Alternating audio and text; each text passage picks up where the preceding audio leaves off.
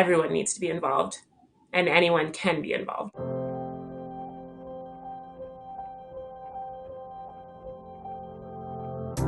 Hi, folks, and welcome to Humans of the Pro-Life Movement, an initiative of the Pro-Life Guys podcast where we feature the incredible women and men from across Canada and around the world who are making sacrifices of their time, energy, and finances to protect preborn children, to support families, and to transform our culture.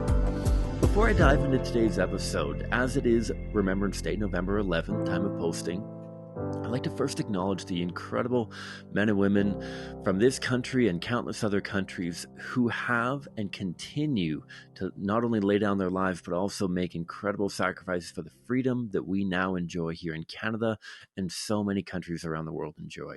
I can't speak highly enough of our wonderful veterans and those who are currently enrolled in the Navy and the Air Force and the Army and all other services that defend our freedom in Canada and around the world, who support and defend those who are being persecuted and who are victims of violence and injustice. Huge shout out to all of them. I know that Canada is not the country that you would wish it to be for many reasons. And I know that the pro-life issue certainly weighs heavily on the hearts of many who defend Canada. I hope that while you are making the world a better place, both domestically and abroad, we in the pro-life movement can be making this nation and the nations around the world better places on social causes as well. With that said, I'm really excited to introduce our guest today, who is a great contact of ours, Pilar, who has been a part of the Live Action Online Ambassador team. Pilar, how are you doing? Thanks for having me. Yeah, my pleasure. And so the first thing that we like to do is before we dive into all the pro-life stuff, all the incredible stuff that you're doing through online outreach, I'd love to just learn a little bit more about yourself and what makes you tick, I guess. Okay, my name is Pilar and I live in southern Alberta. I am the mom to four of my favorite kids in the world. And I'm married to my very best friend and the most amazing man, Luke Collin. I'm a homeschooling mom. So we homeschool our kids and we have two Great Danes that we raise and breed. Um, so that's also really fun and takes up some of my time too. I'm a Christian, which is foremost my value system, and just love the Lord a lot and try to do what He asked me to do, and yeah, just live daily for His glory and whatever that entails. I can absolutely corroborate your thoughts on your wonderful kids, your wonderful husband, and your lovely dogs. I had the pleasure of staying with you this summer when the team from ccpr came down and visited for a little bit, and so that was wonderful, wonderful.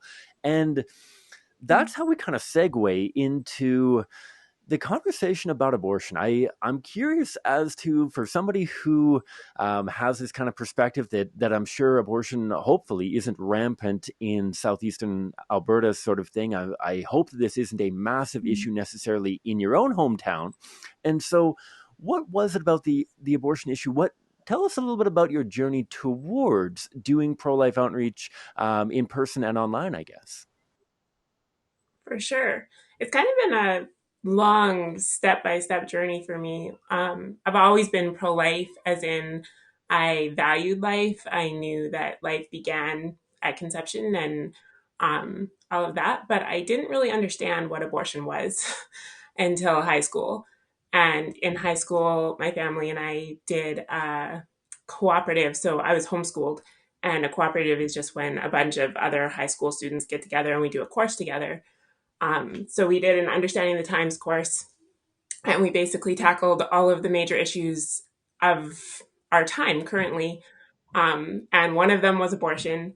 And I remember just being hit so hard by the reality of what this was, um, the reality that children were being murdered in the womb. And I listened to a speaker, Stephanie Gray, who just opened up what that was. We did a lot of study on it. And then I chose to write my end research paper on abortion because it just hit me really hard. And I felt like it was something that I needed to understand more. So I read a lot of stories, a lot of testimonies that were really hard about the pro life Actually, it was more just about women who had abortions and regretted them and why they regretted them. Um, so that was my first like wading into it. And after doing that, I had pretty much decided I was going to be some kind of crisis pregnancy counselor or something like that, which didn't end up happening, but just really felt like that was something I was passionate about. If there was one thing that if you asked me what's something you'd want to change in your lifetime, it was abortion. I wanted it to end. Um, but then it just kind of went by the wayside. A lot of life happened. I was sick for a while and couldn't pursue a lot of my dreams. And then I met my dream, and he was an amazing man. And my life just kind of took a different course. And even in that, though, Luke's life was another driving force to why I became even more pro life. He technically shouldn't be here.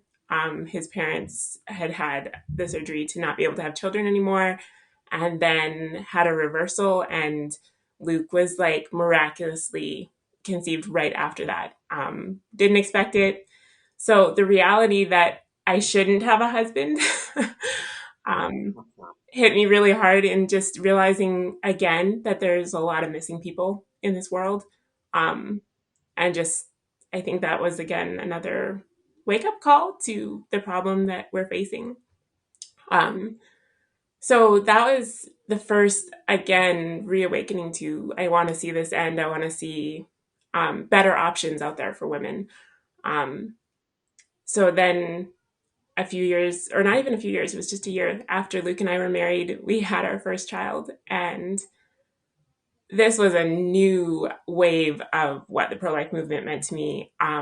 Before I was pregnant with Liam, I did not understand how any woman could ever even consider murdering their child. And when I was pregnant, the hormones and the fears and the everything, and I was in a very protected place. I had a safe spot, and I still felt those fears and like what's happening to my body and all of those things. And so I started to get an empathy for the women that were walking through those really hard circumstances, those things that we just, it's really easy to label as like, oh, like she's just facing financial difficulties.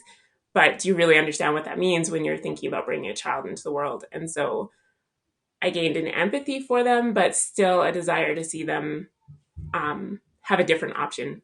And so when I had Liam, it really, really hit me that I wanted all women who were pregnant to be able to experience that incredible wash of love and protectiveness and the realization of what the 9 months of turmoil and beauty that is forming, but just actually realizing it instead of it being cut short. So that was, again, just another calling on my heart. And then I had 3 kids in this span of time after Liam that it just rehappened every time I had another child. So that was that part. And then in 2019, I was on Instagram and Lila Rose posted that they had been banned on Pinterest. And basically, my first response was, well, I'm deleting my Pinterest account. And that's the way it's going to be because I don't like the censorship. I don't like what this stands for. But there was a call to action instead of just deleting your Pinterest account to basically, if you were an individual with a Pinterest account, to pin all of Lila Rose and the Susan Anthony B list. Um, so that was something we could do because then their content got out to people, even though they had been banned. Um, so I started doing that. And then I was like, you know what? I could do this on Instagram and I could do this on Facebook. And the idea being they can't ban all of us, and truth needs to get out, and truth needs to get to people who aren't necessarily looking for it. And my friends, some of them were pro life, some of them were not. There was quite a few who I didn't realize weren't pro life. And that was another wake up call. But then, yeah, I just started adding it. I figured that I've battled a lot with whether I wanted to keep social media or not. And every time I've gone to delete it because I was done with it, God has just put a purpose there of something that this is something I can do. Being a mom with 4 kids, I would really love to be on the street corners or being a crisis pregnancy counselor or something like that. But at this phase of life, I can't be. So this is something I can do. And instead of making excuses of multiple different reasons why I can't be involved, I just found it really cool that I could be creative and create something um, that I could do. And then, yeah, then I found the live action ambassador group. And I think that they had formed it maybe a little bit before I got involved. Um, and that was just basically a group of people doing what I was doing. And so I wasn't sure. I feel like I always am very tentative when I join things like that, where I'm like, well, I'm not actually very qualified or anything like that. But if you want me, this is what I'll do. So yeah, that's kind of where that started. And I joined them for more of a support system. They didn't really have a lot of things that you had to do, but there was the odd thing that would pop up that'd be like, oh, can you do this or can you do that? And so it's been a journey that's been really fun. But yeah. Laura, there's a couple things that I really love that you mentioned in that response of your journey, because I think that a lot of people don't necessarily consider how their kind of season of life can be used as an advantage and not simply something to think of as a disadvantage. I've spoken with many intern alumni or volunteers who have moved, who have kind of bemoaned the fact that they're no longer able to engage in outdoor activism or group activism or something without looking at the opportunity of doing online activism. And so I love how you mentioned that. And one thing that I'm curious about, kind of as we pivot into what this pro-life outreach has looked like online, especially as being part of Live Action's online ambassador team, you mentioned how rooted and how driven you are by the empathy of actually being able to understand where a lot of mothers are at least coming from. Obviously, not understanding the decision that they make, but where they're coming Yeah. from with that fear, with being overwhelmed. And I'm curious about how that translates into online engagement, because I feel like Twitter and Instagram and Facebook even aren't necessarily known as bastions of empathy and connectivity. And so I'm curious if you can share a little bit about how you've been able to kind of communicate that empathy, that truth with empathy online, and what that's looked like within Live Action's pro-life ambassador team. Right. Um, A lot of the ambassador team is kind of just like getting us online, getting us active, giving us resources to talk to people, giving us a place that we can bring questions and get them answered, kind of thing. So that kind of just, it's sort of what you make it online, and then they support you with that. Obviously, there's guidelines in what you do and don't do. Um, but a lot of it has looked like, for me personally, I don't share just anything. I very much call what I share. And I also have found, and this is unique to me, I don't feel like a lot of online people do this, and I understand why. There's a broader spectrum that a lot of people try to reach. But for me personally, I do a lot of stories on Instagram. Um, I do post a lot of stuff to Facebook for people to read, articles that I found interesting, but on Instagram stories, I've found just really like funnel it to a personal one-on-one conversation, which at this stage of life, again, is what I can handle.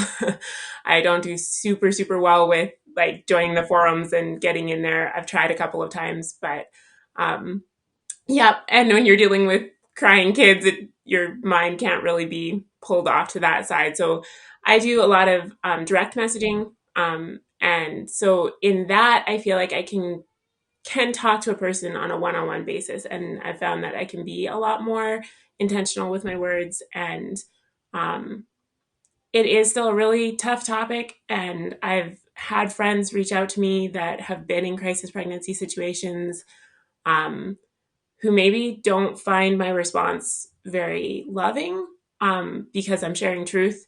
But just because it's in that forum, I've found that I've been able to explain where I'm coming from. Like, the fact that I don't think it's right to put a woman in a situation, where her only choice is abortion when there are so many better choices.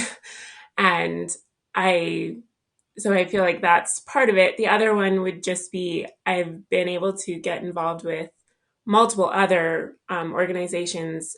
Choice for Two is one of them, and Let Them Live, and just partnering financially and sharing as much as I can when there's a woman that really needs help, in a practical way that anybody could help them. You don't have to be pro life to want to help women who are in situations that are out of their control.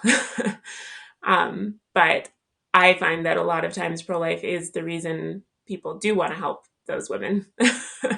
So, but yeah, that's part of it. Um, I don't know if that fully answered the question. That I think that's phenomenal, and this is something that we actually addressed earlier this week with your sister Quana and our colleague Blaze about some tools for how to have some online engagement. And so I think you hit the nail on the head of being able to engage people with truth, but especially through direct messages, being able to be a little bit more personable in your responses and not just throwing stuff out there for the masses and hoping that it connects with people. It's difficult to be able to cultivate some degree of rapport with somebody while you're posting randomly on a discussion board or something like that. So I think that's a Yeah. great theme. And I'm curious from that then, from these different messages, as you mentioned, with stories, I'm guessing that many of the people who you've interacted with are people that you actually know in some degree. And I'm wondering if you have any memorable kind of encounters or exchanges with people that you'd be willing to share with us. Yeah, for sure. Some of them have not been as encouraging, and yet they still are, because I tell myself having the conversation is just as important as whether we change their mind or not. So I had a lot of conversations with people that I grew up with that in my mind I would have characterized as, oh, they have to be pro life. Um, and just getting really awakened to the fact that no, no, for the most part, most of the people that follow you probably aren't pro life. um, so when I started posting right off the bat, two girls that I had grown up with started messaging back and forth with me, basically saying that what I was posting was wrong, and basically pro life is wrong and women need to have a choice and everything else. And thankfully, I feel like it stayed very respectful, because they know me. That has added a degree of that, and the fact that there is a personality, or a personable relationship. Um, so the first two conversations I had, I remember being very discouraged by, but at the same time, very excited that I was awakened to the fact that this needed to be there. And so it kept driving me to keep posting, even though they didn't agree with what I was posting. But they've stayed following me, which I think is also a testimony to the fact that we do have a connection. And even though we disagree, we can respectfully disagree and keep going. um, so there's that. And then I've had multiple people who were pro life, but did not know how to be pro life, maybe, if that's a good way of saying it. That when I started posting things about like Choice for Two and Let Them Live and different things like that, they not only started donating, but then I started to randomly see these people posting about Let Them Live or posting about Choice for Two. And when I would contact them and be like, "Oh, I'm so excited! Like, I just love this charity and what they're doing," and they're like, "Yeah, well, it's because of you that I started posting these things." And it's just very humbling, because in a lot of ways what I do doesn't always have this like huge reaction. A lot of times it goes under the wayside. And so seeing that was really cool. I've also kind of become known as the pro-life friend, which just people will send me so many things about the pro-life movement, which is great because I feel like it gives me more things to share.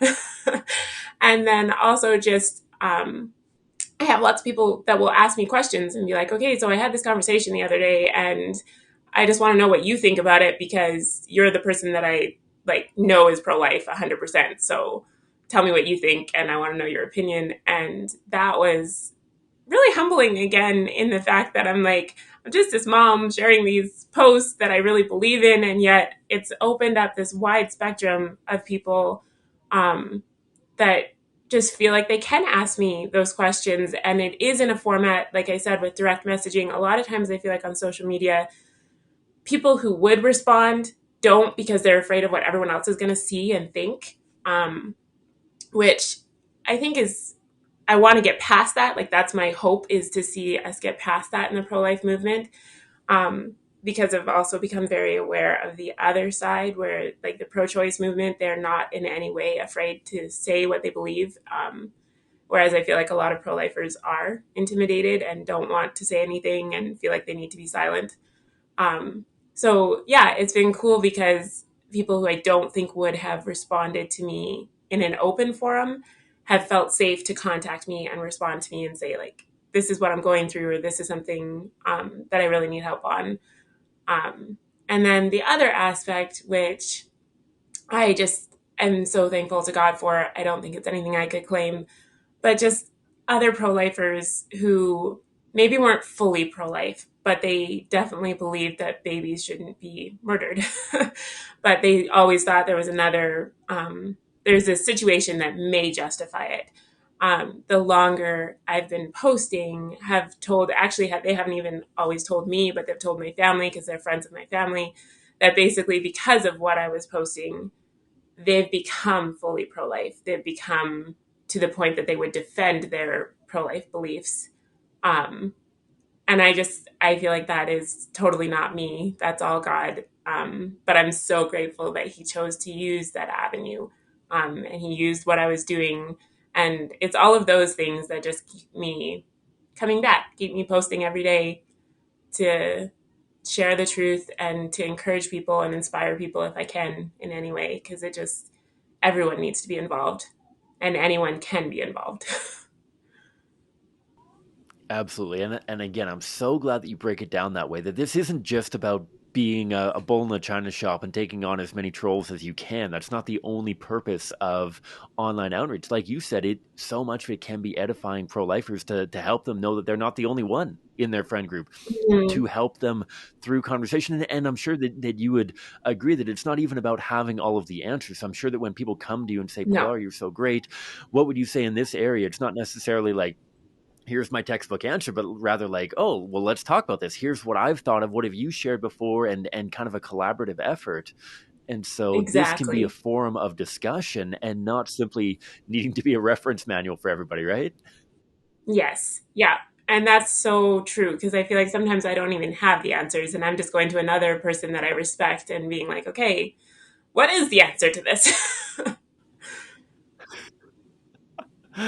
For sure, for sure. And so with that then, and as you kind of wrapped up there about that this is something that everybody can do, I'm sure that many of the people who are tuning into this episode, whether on YouTube, whether on their favorite podcast catcher, there's going to be a varying degree of comfort when it comes to social media in general, let alone social media engagement. I know that for myself, I've had a hard time motivating myself to get active on social media because this is a realm that I'm very unfamiliar with. And so I'm wondering, what kind of words of encouragement or empowerment would you offer kind of in conclusion here for those who may not necessarily be active at this time, or maybe they are? I know this is two very different questions actually as I'm saying it, but for those who are not active on social media at all, and how they can become active in the realm of pro-life outreach, but also for those, many of the people I know are very active on social media, whether through their business, whether through other areas, they're quasi influencers, I'm sure you could say, and maybe they're concerned about how talking about abortion might negatively impact the influence that they have on people. What kind of words of empowerment would you offer to them? um, that's a really good question. I think, so to answer the first question, I would tell you, start small. Any social media accounts you have, don't go, I wouldn't say go, don't go joining a bunch of different social media accounts that you're unfamiliar with. I definitely know that in my own life, I'm not on Twitter. I've never been on Twitter. So I didn't join Twitter because I just felt like it was out of my sphere. I didn't know anybody on Twitter. So for me, it was just, I started by basically going on to Instagram, Facebook, and Pinterest and following every single pro life group I could. And anytime a pro life option would pop up, I would follow them, because there are so many resources that are already being put out by pro life groups, specifically to reach people, that are really well made, artistic captions, pictures, etc.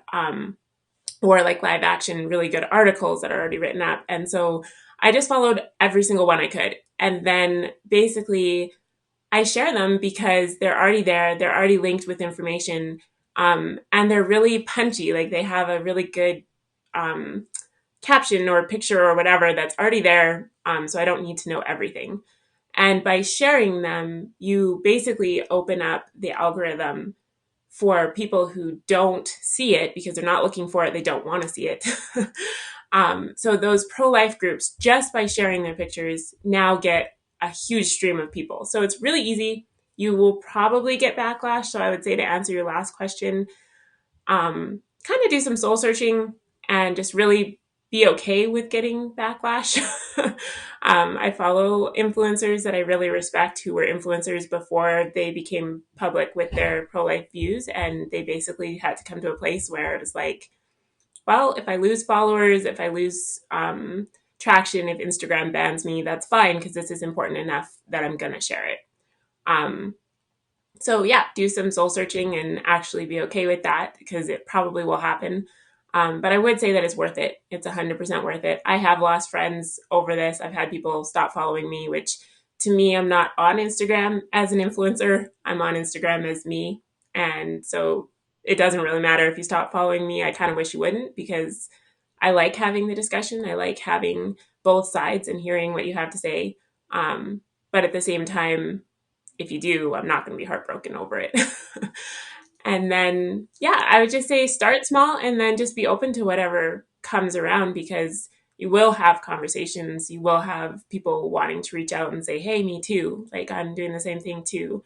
Um, and find something that you're really passionate about. For me, the first time I supported a Let Them Live mom, and it was enough for her to choose to cancel her abortion appointment. And then seeing the baby born 9 months later was like, okay, there's no stopping me. I'm going to do this forever.